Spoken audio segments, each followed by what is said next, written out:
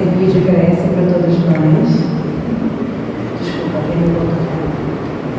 Para servir de prece para todos nós. A música tem a intenção de elevar nossos pensamentos, nossos sentimentos, para nos conectarmos com os amigos espirituais da casa e recebermos a ajuda deles. Então, entrem em oração comigo, com a minha mãe, durante a música, tá bom?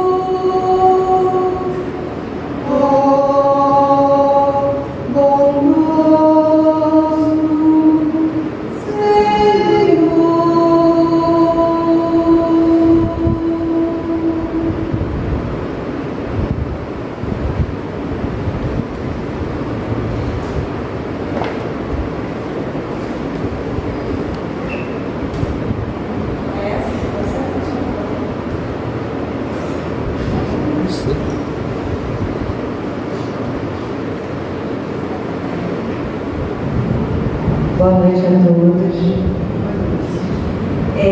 Nosso tema de hoje é muito querido para mim e eu acho que para todos nós, porque todos nós temos família.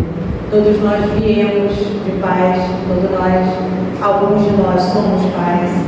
Então eu acho que esse tema é pertinente e eu espero que agrade vocês, que com carinho toque o coração de vocês de alguma forma. E qualquer dúvida ou comentário que vocês queiram fazer no final também, fiquem à vontade para acrescentar. Quantos de nós sofremos nessa vida as dores relacionadas às nossas famílias? Sabemos como é difícil amar e se sentir amados dentro de casa. Sentimos o desafio de sermos não compreendidos, muitas vezes não sermos respeitados em nossos mais caros anseios e estimulados a sermos aquilo que queremos ser. Dentro de casa estão os nossos maiores desafios, aqueles que teremos que enfrentar para crescermos e para evoluirmos. Por isso que é tão importante a gente entender como melhorar essas relações, de que forma eu posso ser feliz, eu posso crescer na minha família e posso auxiliar aqueles que moram e convivem comigo. Será que a famosa música do Lulu Santos tem razão? Eu não pedi para nascer. Será que nós não pedimos para nascer? Alguém aqui acredita que a gente nasce sem querer? Então a música do Lulu Santos está errada? Sim. Então, também acredito, o Espiritismo também acredita nisso. Nós todos reencarnamos com um propósito, com um plano, com uma missão, seja ela de resgate, de provação, de dificuldades ou de missão, mas todos nós reencarnamos sabendo que vamos reencarnar. São raros os casos de reencarnação compulsória, em que viemos não querendo, são poucos. A maioria de nós sabemos que vamos nascer e sabemos aonde vamos nascer. Sabemos a nossa mãe, sabemos o pai, sabemos os irmãos, primos, tios, a condição em que estaremos vindo, A maioria de nós sabe. Mas apesar disso, nos revoltamos muito. Apesar de sabermos disso tudo. Por isso que é importante o Espiritismo para esclarecer a gente. Senão a gente fica com ódio de Deus, revoltado, que Deus é esse que me deu, me colocou numa família em que eu não quero, em que eu me sinto uma ovelha negra, em que eu não me sinto próxima a ninguém, ninguém me entende. Vamos a uma definição simples de família. A família mudou muito com o passar do tempo. Antigamente só se falava em família, pai, mãe e filhos. Hoje já falamos em mãe solo, em pai solo, já falamos nas relações homoafetivas, com adoção e também com fertilização. As configurações familiares são diversas hoje em dia, mas não deixam de ser famílias. São almas, conjunto de almas reencarnadas sobre os laços sanguíneos e ou espirituais, com suas bagagens e outras jornadas vivenciais, que se unem sob o mesmo teto para ajustar, através da convivência diária, desafetos de outras vidas e dessa vida também, por que não? Então nós estamos reunidos sob o mesmo teto com uma missão, por quê? Não é à toa e não é ao acaso. Laços sanguíneos ou espirituais, por quê? Muitas vezes nós nascemos com pai, com uma mãe, com irmãos, que não temos muitas afinidades, mas temos um amigo, uma amiga, e a relação é tão íntima, que parece de sangue, que parece da família mesmo não sendo. E por quê? Da onde vem essa afinidade tão grande com uma amiga ou um amigo, ao invés de um irmão, uma irmã, um parente? Vem dos laços espirituais que nós temos. Nós convivemos com muitas famílias. Imagine quantas encarnações nós já tivemos, quantas famílias já pertencemos, quantas esposas, quantos maridos e quantos filhos. Então, mesmo que nessa vida não viemos com todos embaixo do mesmo teto, eu posso reencontrar esses parentes queridos no trabalho, posso reencontrar numa escola, numa faculdade, no bairro, no vizinho, numa vizinha, que são aqueles amigos que nos suportam, que nos ajudam, que nos acolhem nos momentos mais difíceis e que muitas vezes em casa não encontro isso. Porque Deus é amor, porque Deus quer o nosso bem. Então sempre vai nos ajudar com esses anjos, com esses amigos queridos que vão estar ao nosso redor. Isso no caso de famílias difíceis. Mas temos também casos de famílias de muito amor, de muita alegria, de estarem reunidos sob o mesmo teto. Sabemos que não são a maioria, mas sim existem. A reencarnação e a família. Essa frase de Joana de Ângeles é muito boa para esse momento. A família é um grupo de espíritos normalmente necessitados, desajustados e compromisso inadiável para a reparação, graças à contingência reencarnatória. Eu gosto do termo inadiável, por quê? Porque nós temos que evoluir, nós temos que crescer. Nada tem que ficar parado, ferramenta parada enferruja. Então nós temos que estar sempre em movimento para crescer. E se Deus permitiu que nós enfrentássemos a família que a gente tem hoje, é porque Ele sabe que nós estávamos preparados para receber essa família, para estar nessa família. Seja mãe, pai, filhos, parentes mais difíceis, e nós muitas vezes falamos, não vou suportar. Mas se Deus mandou essa cruz, entre aspas, é porque nós podemos suportar. Nós podemos ser resilientes, nós podemos crescer com essa dor, com essa dificuldade, com esse desafio. Quais são os maiores desafios da família hoje em dia? São tantos, eu não consegui enumerar todos, porque nós temos tantos desafios e cada um de vocês vai me lembrar de um que aqui não está descrito, mas que de alguma forma representa alguns dos mais importantes. O primeiro, o diálogo. Como é difícil hoje em dia o tempo, a disponibilidade para conversarmos. E isso, conversar, é aquela escuta aberta, carinhosa, amorosa, de ouvir o outro, de entender o que o outro vem trazendo para você. Não é aquela escuta doida para ir embora, para sair, para fazer outra coisa, porque está ocupado. É aquele momento em que a pessoa mostra a sua dor, mostra a sua dificuldade no dia que teve, ou no mês que está passando, precisa de você, e você para e você escuta com carinho, com atenção, né? Me fala o que você está sentindo, me conta, se eu puder ajudar, e se eu não puder te posso te dar um abraço. Podemos ler um livro, vamos abrir um livro juntos, uma página do livro espírita, vamos receber uma mensagem. Tudo isso é caridade, é amor, é carinho. No livro dos Espíritos eles comentam que se no planeta Terra a família fosse desfeita, se com o tempo nós deixássemos de criar famílias, haveria um retrocesso do nosso planeta.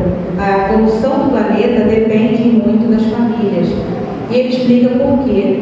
Um dos maiores vícios da humanidade é o egoísmo. Do egoísmo nascem o orgulho, a inveja e muitos outros sentimentos ruins. O orgulho é a base deles. Então imagina numa família como nós trabalhamos o nosso egoísmo. A mãe que tem que ceder, acordando de 2 em 2 horas para amamentar o bebê, é mesmo? Ela já está rindo para mim, sabe?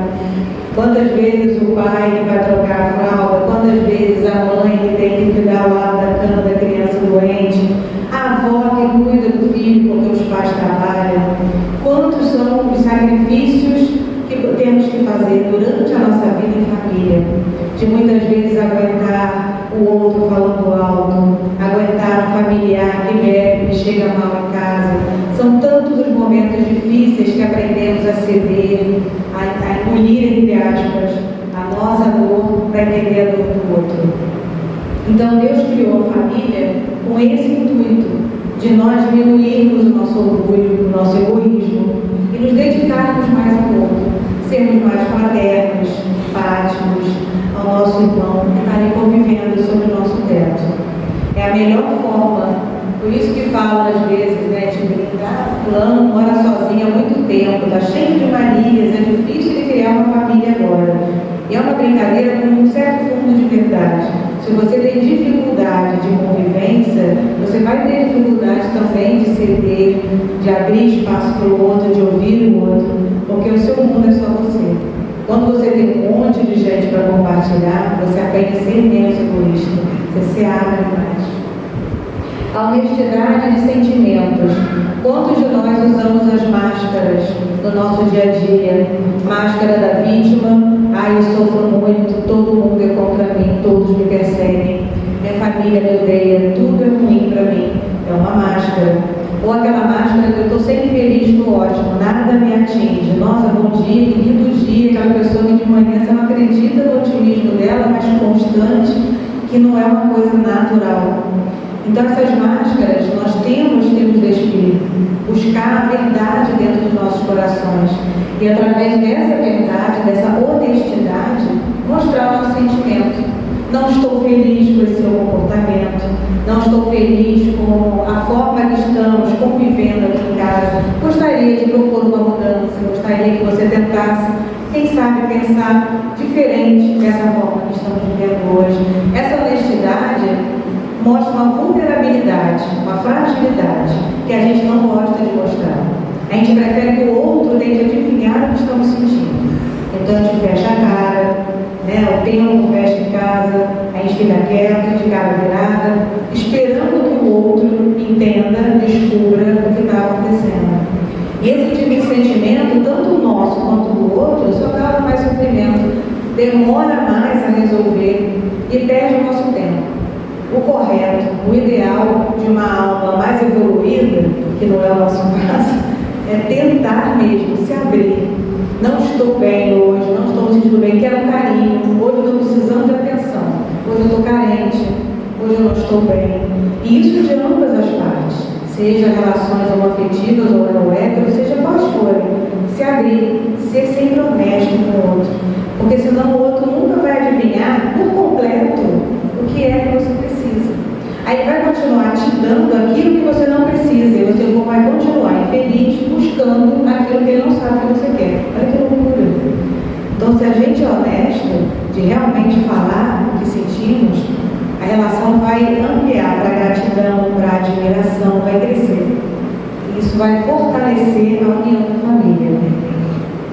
O respeito à individualidade eu acho fundamental, porque eu tenho uma filha e eu percebo que, como ela é autista, tem deficiência intelectual, muitas vezes ela chega para mim e fala: mãe, quero ser médica. E eu sei que muitas vezes o sonho dela vai ser impossível aos meus olhos ignorantes, mas ela pode até um dia me surpreender.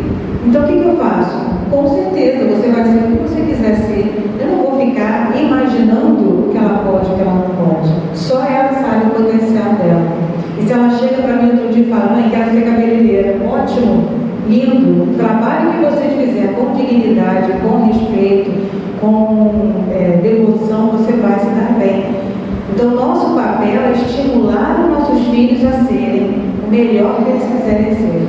E não ficar deles esperando status, dinheiro, altos salários ou formações acadêmicas para colocar para todo mundo: meu filho é isso, minha filha é aquilo.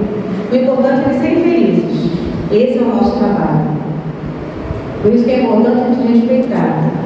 O competir pela atenção frente à tecnologia é outro desafio, que até o psicólogo Gustavo também falou durante o curso, durante a palestra passada, que hoje o celular, o computador, a televisão desafiam muito a gente a conseguir conversar, a ter um olhar do outro, né? Sempre almoçando no celular, comendo no telefone, ou vendo uma série, sem olhar nos olhos, sem conversar. E a gente tem que se forçar, é um exercício. Eu digo, lá em casa também é difícil, a gente tentar tirar telefone, tirar a televisão, mas tem que se esforçar, porque senão cada um vai se isolando. E nesse isolamento podem surgir as depressões, as angústias, as tristezas, e você não enxergar o que o outro dentro da própria casa está passando. Então, se tem esse momento que pode ser nosso, a gente tem que aproveitar, não pode deixar passar. As dificuldades financeiras, a gente sabe que é muito mais difícil para uma família que mora no meio do tráfico de drogas, que mora em favela, conseguir manter seus filhos na linha do bem, na linha correta, na linha de Jesus. A gente sabe que isso é muito mais desafiador, mas que é possível, senão Deus não daria essa oportunidade para essa família passar por isso. Então a luta é maior, o desafio é maior. E as brigas também em casa podem ser muito maiores por causa de dinheiro ou por causa da falta de dinheiro. A educação moral e espiritual dos nossos filhos e a falta de limites com medo das frustrações. A educação moral dos filhos é aquela educação de certo, de errado, de seguir os exemplos de Jesus, mas não é só falar para eles o que eles devem fazer. Nós temos que ser os exemplos. Nós temos que agir conforme nós acreditamos, conforme nós estudamos aqui na casa espírita. É como eu falasse ao meu filho: não fume porque faz mal, mas eu fumo. É como isso? Como eu posso, através do meu exemplo, não fazer aquilo que eu falo? Se eu desejo que meu filho tenha um certo comportamento correto, para o bem, eu tenho que ser esse exemplo para ele. Ele tem que me olhar e me admirar e pensar: quero ser como você. Se você consegue, eu vou conseguir também. Tem uma história de Mahatma Gandhi, que minha mãe até me lembrou ontem, que uma mãe foi buscá-lo para pedir ajuda porque a filha comia muito doce. E ela não conseguia fazer que a filha comesse menos doce. E Mahatma Gandhi simplesmente disse a ela: volte daqui a 2 semanas. Não falou mais nada, não estranhou, mas tudo bem, foi embora para casa. Em 2 semanas ela volta. E ele fala assim: agora eu posso falar com ela. Estou 2 semanas sem comer doce. Então agora eu posso como aconselhar e falar para ela para não comer. Então ele mostrou com essa atitude o exemplo. Ele não podia naquele momento aconselhar, sendo que ele fazia o que a mãe pediu para ele falar para a filha. Então é assim que nós devemos trabalhar em casa também. Quando a gente fala palavrão, a minha filha me olha: mãe, você sabe que isso está errado? Nossa, é verdade, eu falei para ela não falar e eu escutei sem querer. Eles estão de olho, estão vigiando a gente.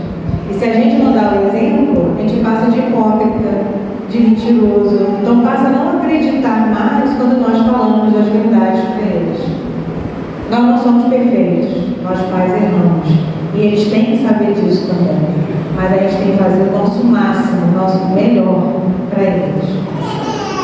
A falta de limites e o medo de frustração é uma coisa assim tão difícil, tão comum hoje em dia, porque nossa geração, quer dizer, eu sou da década de 70, a nossa geração, ela teve muita dificuldade para ganhar as coisas dos pais. Eu tive muito pouca coisa assim, quando eu nasci, meus pais eram muito jovens, não tinham dinheiro para nada, no caso não ganhava brinquedos, tudo era doação das famílias e amigos. E hoje eu quero dar tudo para minha filha, tudo que eu puder dar, o que ela quiser, eu quero dar. Não quero que ela quer Nutella, eu vou comprar Nutella, resolve estudo de carro, mas ela quer. E isso assim cria na gente um desejo de dar sempre, de fazer o máximo. E isso causa nos nossos filhos uma dificuldade de enfrentar a dificuldade. Então a gente tem que ensinar para eles também as frustrações. Mas ele vai sofrer. Não tem problema, o sofrimento faz parte do crescimento. Senão Deus não deixaria que a gente sofresse. Se a vida da gente é um mar de rosas, a gente está no lugar errado. A gente está com algum problema, alguma neurose, tem que ir no psicólogo, tem que ir no psiquiatra. Porque a nossa vida é altos e baixos. Nossa vida tem felicidade, mas também tem dor. E se nossos filhos, a gente só querer que eles sejam felizes, que tipo de adulto ele vai ser? No primeiro tombo que ele levar, ele pode cair para a droga, para o vício, para o desequilíbrio emocional grave, porque não consegue se erguer. E se a gente desde cedo ensina eles como se levantar, dá a mão e explica como funciona o mundo, quando isso acontecer, eles vão estar mais fortes para levantar.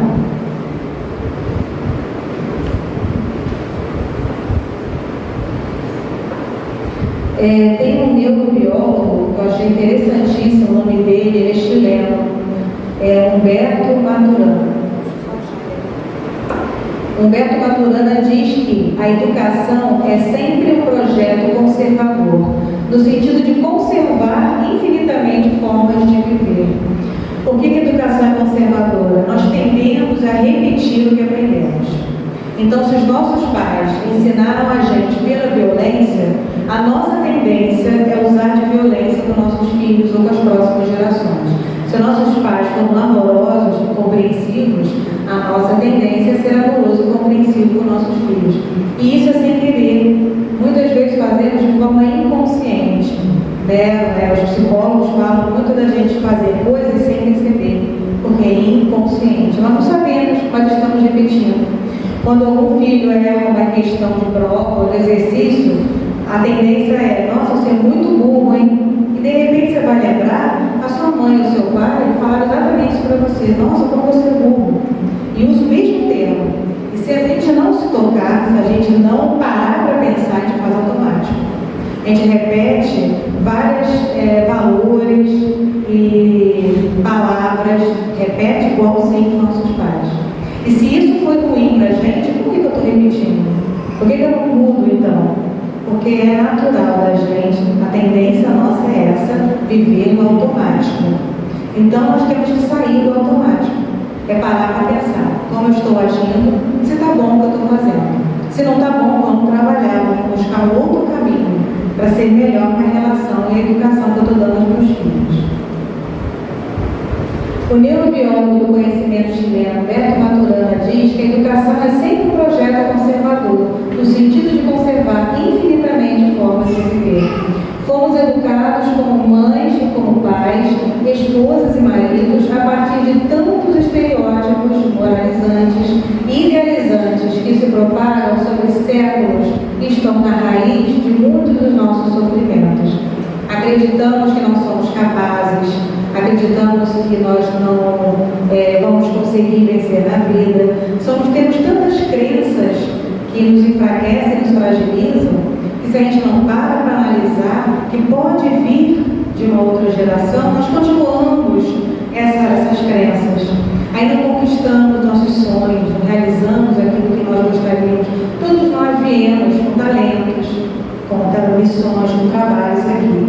Se a gente acredita que não é capaz, se a gente acredita que você é um sonhador, para com isso, não dá dinheiro. Se o seu plano era aquele, você deixa de fazer.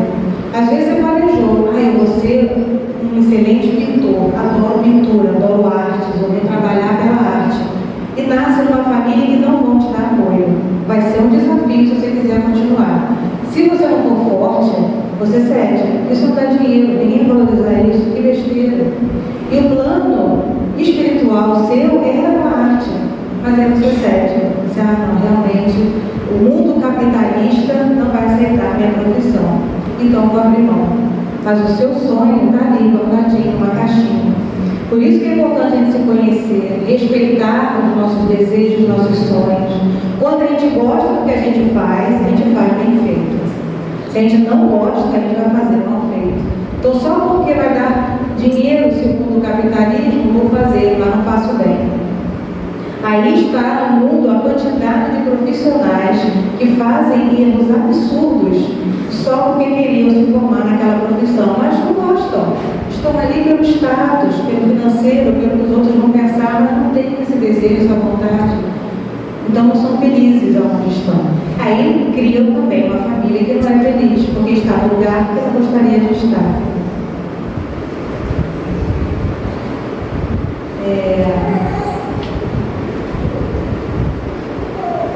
Esses estereótipos é que eu queria falar o primeiro. Eu escolhi 2 estereótipos e eu quis explicar o que é estereótipo, para a gente ter dúvida, tá? São ideias e rótulos sem conhecimento. Você não sabe, mas você fala sem saber. Ah, fulano é isso. Você rotula a pessoa e nem mal conhece aquela pessoa, simplesmente por olhar para ela.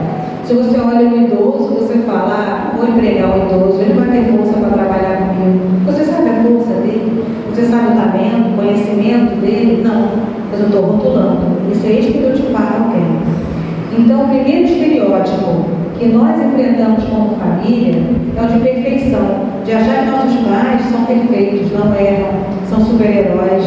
Então, eles se revoltam com qualquer erro deles. Nós temos que entender que nossos pais vieram com uma bagagem também. É a malinha que eles vêm. A mãe vem de uma família X, o pai de uma família Y. Cada um com suas dores, com suas dificuldades, com educações diferentes, culturas diferentes, e se unem sob o mesmo teto. E só porque tiveram você são perfeitos? Só porque nos tiveram são heróis? Não são.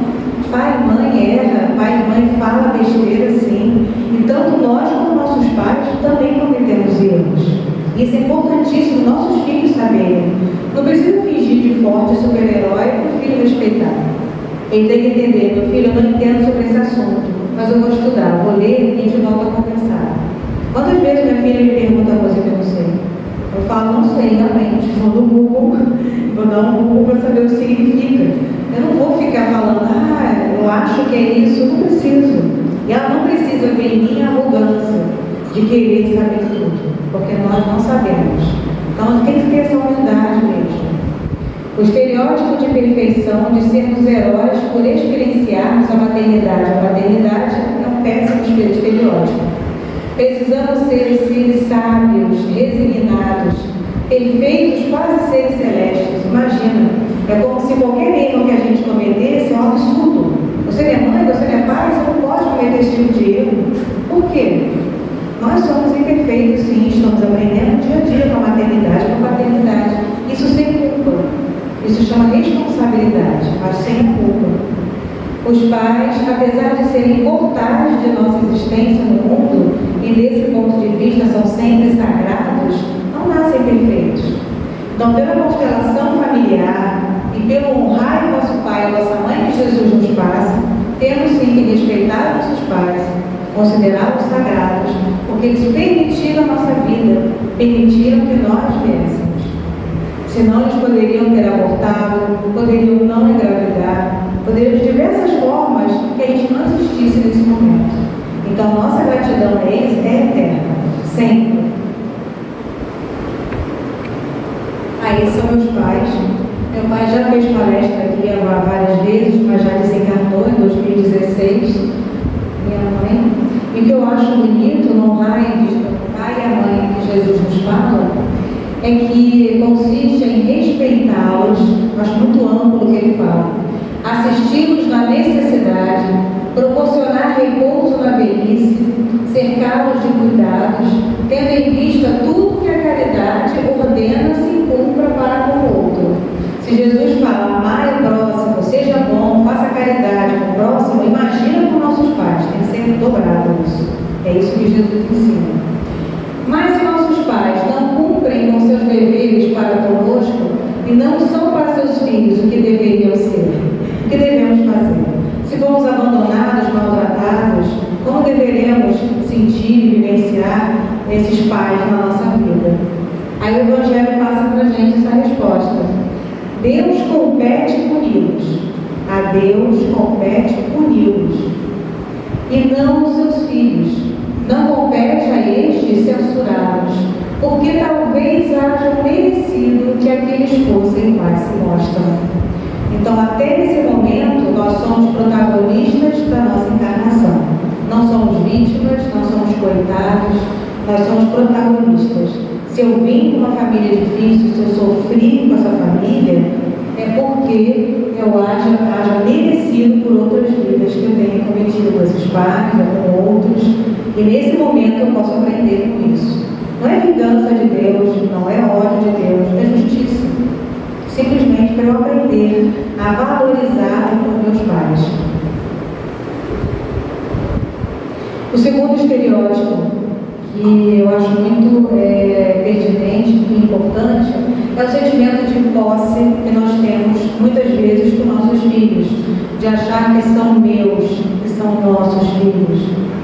E é uma identificação narcísica com eles. Eu quero que ele seja cantor, porque meu sonho sempre foi ser cantor.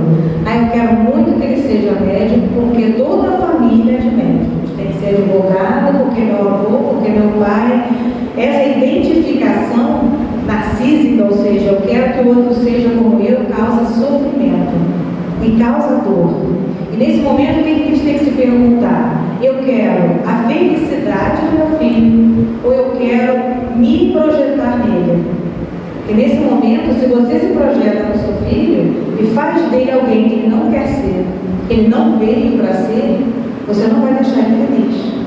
Quantos talentos ele tem ali em que a gente pode aprender, mas a gente impõe de uma forma que ele camufla, que ele esconde. Quantos filhos até falam isso, se formam, dão diploma para o pai e para a mãe. Está aqui, fiz o que você queria, agora eu quero fazer o que eu gosto. Porque não é isso que eu quero. Só para dizer que se formaram naquilo. Isso é causar profissionais também infelizes, que vão tratar pessoas de forma infeliz e vai ser propaganda por quê? Porque o status, porque eu acho que isso é felicidade. Será mesmo que isso é felicidade? Por que na sua cabeça ter dinheiro, ter status, ter posse é ser feliz? Será que você não aprendeu isso com a sua família? E talvez está continuando essa ideia errônea e passando também para os seus filhos? Por que não para agora para pensar no que é a real felicidade? Aquela que nos leva à vida eterna, que nos faz evoluir, que nos faz crescer e sermos plenos, sermos quem nós viemos para ser aqui na Terra. Nossos filhos são do mundo, pertencem a si mesmos. Acho muito bonita essa frase. Nós todos pertencemos a nós mesmos. Nós não somos de um marido, de um namorado, de uma namorada, de filhos, de pais. Nós somos de nós mesmos. Deus nos criou individuais, sozinhos e únicos. E responderemos por nós, por nossa vida. Não vieram para nos realizar ou fazer o que não conseguimos. Nós devemos ser agricultores que preparam a terra, acolhem essa semente, cuidam para que ela brote de forma saudável. Nossos filhos são essa semente que Deus nos deu.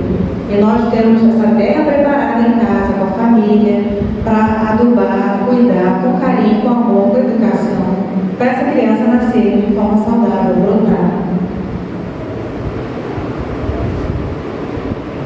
A família é, antes de tudo, um laboratório de experiências reparadoras, na qual a felicidade e a dor se alternam, programando a paz futura, que foi o que a gente estava falando antes. A gente só vai ter paz se a gente compreender que a vida tem altos e baixos, que a vida sim tem dores. Não é só alegria, mas também frustrações. Mas então, se a gente acha que deixar os filhos fazerem o que querem, porque eles vão ser felizes, tem uma teoria que eu gosto muito também, que eu tenho muito a ver com a Júlia, minha filha autista. Nossos maiores aprendizados vêm do que queremos aprender. Então você pode mostrar e ensinar para a criança português, ciência, geografia, matemática, todas as matérias da escola, mas ela vai adorar uma e outra, vai odiar alguma. Por que ela escolhe? Porque nós viemos com essas tendências, com nossos desejos, com nossas habilidades, inclusive com matérias, com formas de enxergar o mundo e de aprender. Então, de alguma forma, para minha filha, por exemplo, a matemática é impossível. Ela odeia, ela bloqueia a matemática. Então, o que eu entendo? Ela entende coisas absurdas. Ela ama, inglês é quase autodidata. Aprende coisas super fáceis. A matemática, quanto é 2 mais 2? Não sei. Mas se pergunta, fala inglês com ela, pergunta coisas sobre assuntos que ela quer aprender, ela sabe tudo. A educação está modificando já. Nos países desenvolvidos, as escolas estão buscando a escolha das crianças por o que elas já gostam. As matérias que elas têm afinidade, cursos que ela tem afinidade, ao invés de ensinar diversas matérias em que ela só vai ter afinidade com o outro e nem vai usar as outras durante a vida dela. Então, isso a gente também permitir que nossos filhos aprendam e entendam que eles vão aprender o que eles quiserem. E eles vão fazer o que eles quiserem, independente que a gente ensine a eles. Se não dermos bons exemplos e opções de escolha, tendo como base o modelo de Cristo, como eles saberão o que devem escolher para formar a sua história de vida? Então, a primeira coisa que devemos fazer é mostrar, segundo o modelo de Jesus, o que ela deveria fazer diante de determinadas situações da vida. Se um amigo cai e se machuca, não tem que rir do amigo, tem que ir lá auxiliar ou levantar. Se você vê um grupo de colegas fazendo bullying com outro amigo, é apoiar o amigo que está sozinho, sofrendo. Se eu ensino isso ao invés de vai lá, zoa também, xinga também, briga também, eu estou aumentando a turma do mal. Eu tenho que aumentar a turma do bem, tem que fortalecer aqueles que precisam de ajuda. Então, nisso, eu estou dando escolha. O caminho é esse, tem esse e tem esse. Você escolhe o seu livre-arbítrio, mas eu ensinei. Nós fazemos nossa parte. Através do amor e dos bons exemplos, podemos mudar as más inclinações e tendências limitantes e doentias das almas que convivem conosco, e da nossa também. Esse é o papel da família, sairmos daqui melhores do que entramos nesse planeta. Sempre através do amor. Mesmo que a gente tenha que falar uma verdade dura, se a gente fala com amor, a pessoa vai escutar você.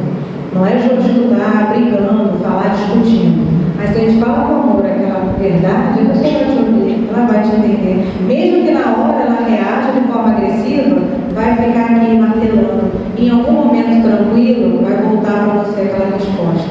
Mas não desista. Sempre escolha o caminho do amor.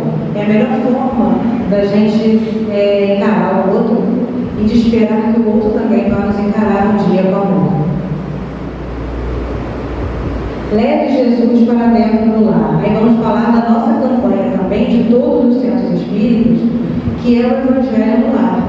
Como é importante para a nossa família ter um momento da semana, não digo todo dia não, olha que é mais fácil, uma vez por semana, uma horinha, que a gente se reúna na sala, no quarto, numa mesa, para conversar sobre o Evangelho de Jesus. Seja ele a hora que for. Eu só posso às 9, só posso às 10, só posso às 7. Junta as pessoas o máximo que você puder em casa. Vamos fazer o Evangelho, vamos falar sobre os ensinos de Jesus. A energia da casa, a vibração da casa muda. Eu me lembro de uma história de um livro que eu li também, espírita, que o pai estava muito doente, com problema pulmonar, a esposa e o filho desesperados, nervosos, o pai no leito, deitado, à espera mesmo de um momento que não sabiam mais o que fazer, que não tinha mais de forma médica de cuidar dele, estava em casa. E eles rezavam, estavam ali e resolveram fazer um culto no lar, na beira da cama, segurando as mãos do pai, e fizeram um culto no lar, leram o Evangelho, falaram de Jesus, pediram ajuda espiritual. E o grupo espiritual do livro comenta que os espíritos foram até a caixa d'água da casa e fluidificaram a caixa d'água. Encheram de energia, de fluidos positivos e de cura, energéticos, refazedores, porque ia tomar banho naquela noite.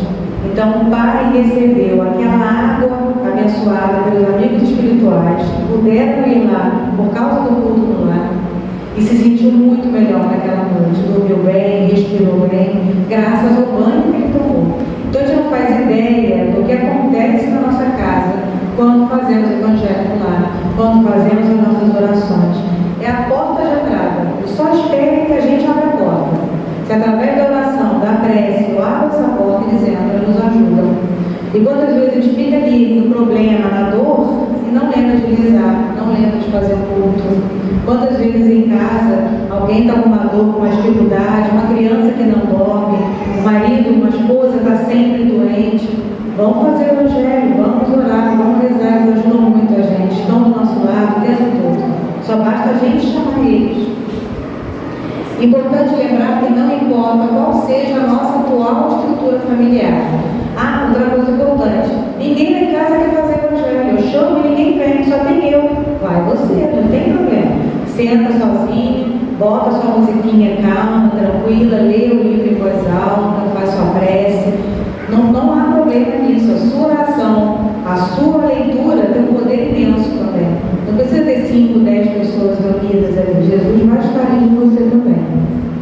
Para sustentarmos esses compromissos divinos, é urgente levarmos Jesus para dentro de nossos lares, pois somente o amor, em suas infinitas expressões, ensinadas e vividas por Ele, é capaz de nos auxiliar nessa missão sagrada. Jesus nos ensina a piedade, o amor, a compaixão. Olha quantas lições a gente pode conversar com a família durante o Evangelho. É tanto exemplo que a gente pode usar, inclusive uma notícia do jornal, uma notícia que alguém traz do trabalho, de uma tragédia, da dor de alguém, da dificuldade de alguém, pode ser um assunto para debate, para conversa, e sempre mostrando o lado bom, como resolver, qual seria o positivo disso, sempre dando essa solução para o problema.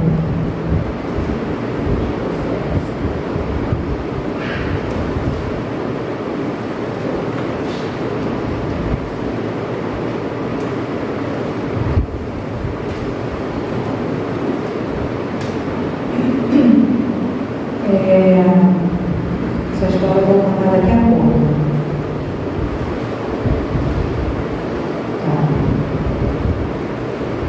Estou falando, não olhei o papel, não ouvi, não gosto de falar papel. Cada ser humano, antes de ser filho e filha, vem com um propósito único a ser realizado. Por isso deveríamos ser mais guardiões do que condutores, mesmo que esse caminho seja bem diverso do que imaginamos. Os pais deveriam dar condições para que as potências dos seus filhos despertem. Mas aí qual é o ponto limite entre o respeito à individualidade do outro e a falta de cuidado com o outro? Eu respeito o que você quer fazer, o que você deseja ser, mas também não vou ser indiferente. Eu posso apoiar, eu posso acreditar em você, mas ao mesmo tempo eu vou aconselhar, vou dar opinião, com carinho, com respeito, mas sim, não é ser indiferente, Já ele quer cair, que caia, vai aprender. Não, se eu puder dar a mão, eu vou dar a mão. Se eu puder ensinar ele que o fogo queima, eu vou ensinar, mas eu não vou pegar a mão do meu filho e botar no fogo. Vou falar, não coloca a mão, porque machuca. Mas eu não vou pegar a mão dele e botar a força no fogo, isso é falta de amor, isso é desamor. Então nós temos formas de mostrar o nosso amor sem sermos indiferentes. Uma coisa muito importante para finalizar antes da história é acreditar que nossos filhos são potentes para arcarem com suas escolhas. Isso nos torna fortes. Se eu acredito em você, eu sei que você vai conseguir, e eu falo isso para o nosso filho, ele vai ser mais forte. Ele vai ter uma autoestima melhor, ele vai acreditar que ele consegue, que ele pode. Agora, se eu falar, não sei se vai conseguir não, acho muito difícil, então se você desistir, nem vai para esse caminho, você não vai conseguir. Se eu já desde o início vou desmotivando, qual é a mensagem que eu passo para o meu filho? Você não pode, você não consegue, você é fraco. Então, ao contrário disso, eu devo o quê? Motivar ele a escolher o que ele quer e ser forte para aguentar as consequências do que ele escolheu. Mas vai ser difícil? Vai, esse caminho não é fácil, mas eu estou aqui. Se você cair e precisar de mim, só vem me buscar. Isso é uma forma de amor. Torna nossos filhos mais fortes, resilientes e com uma autoestima saudável. O que nós devemos fazer é entregar e confiar a Deus depois de educar nossos filhos, Essa historinha eu achei muito bonita também, ela é coreana, e fala das estrelas do bolso. Achei tão fofinho, eu acho que é uma coisa assim, uma forma simples de pensar, é um pensamento simples, mas que se nós temos em mente no nosso dia a dia, nos ajuda muito, naqueles momentos de dor, momentos difíceis. Essa historinha é um diálogo de uma mãe e de uma filha, e a filha está prestes a pedir o divórcio. Ela não aguenta mais o gênio do marido, é uma pessoa muito difícil. Aí a mãe fala para ela assim: nossa vida é igual a dos outros, bem comum. E essa forma de falar, que a nossa vida é comum, é igual a dos outros, remete a gente ao quê? Eu quero uma vida igual ao Instagram. Eu quero uma vida de viagem, de sonhos, de fotos bonitas. Eu quero uma vida de luxos. Eu quero uma vida de coisas legais e brilhantes, né? E não, aquilo são fotografias da vida de alguém, muitas vezes falsas. Nós não podemos ter a ilusão de que a vida é fácil, que a vida é super diferente, tranquila, só a nossa que é muito comum. 99,9% da vida das pessoas é comum, é uma vida rotineira, é uma vida do dia a dia, e aí está a beleza das coisas simples. No entanto, devemos cuidar bem das nossas estrelas de bolso. Isso é muito importante. A filha pergunta: estrelas de bolso? Sim, isso é muito importante. Mesmo numa vida comum, às vezes coisas brilhantes aparecem. Nesses momentos, você não pode perdê-las e deve colocá-las com cuidado no bolso. Quais são os momentos brilhantes que nós temos? É aquele bom dia carinhoso, é um olhar diferente, é um momento feliz que você se sentiu muito feliz com a família.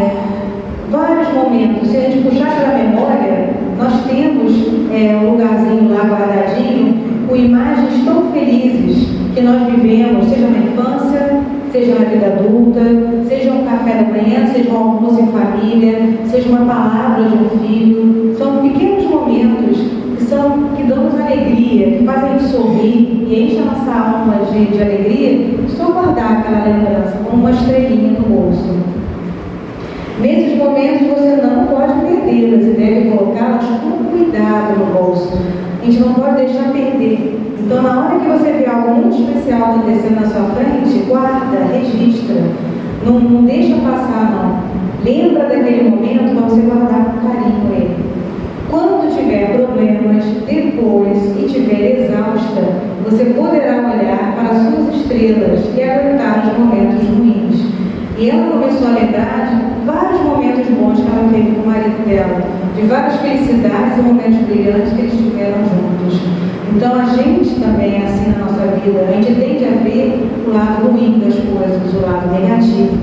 Ao invés de guardar essas memórias positivas e na hora da dor, do sofrimento, da desconfiança, da tristeza, lembrar desses pontinhos brilhantes que nós tivemos na convivência.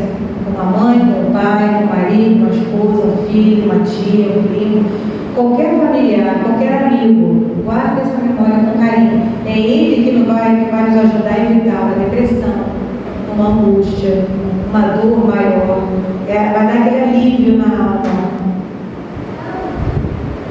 Então essa é a minha mensagem de hoje. Eu espero que cada um de nós possa ter estrelinhas no bolso, lembrar desses momentos felizes e ter mais força para continuar, porque é muito bom estar em família, é muito ruim a solidão, se sentir solitário. Então vamos valorizar cada momento que nós temos com nossos entes, mesmo que sejam difíceis. Tenta guardar as estrelinhas daqueles momentos melhores e melhorar a nossa vida e a vida de quem convive com a gente. Então, nós vamos fazer uma oração como forma de música, que a Cátia pediu, e em seguida a gente vai ter os passes, tá bom? A gente começa pelas fileiras do início até o fim, tá?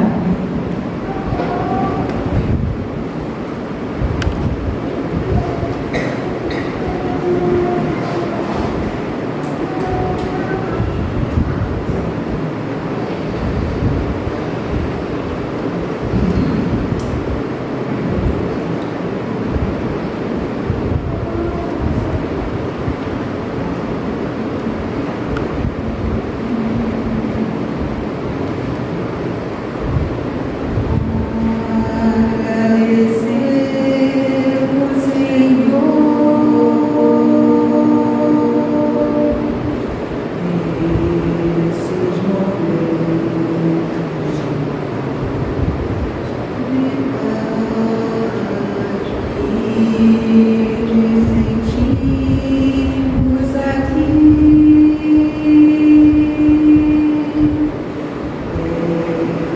Vibrações fraternais na estrada da vida, conduz ao bem, na alegria ou na dor.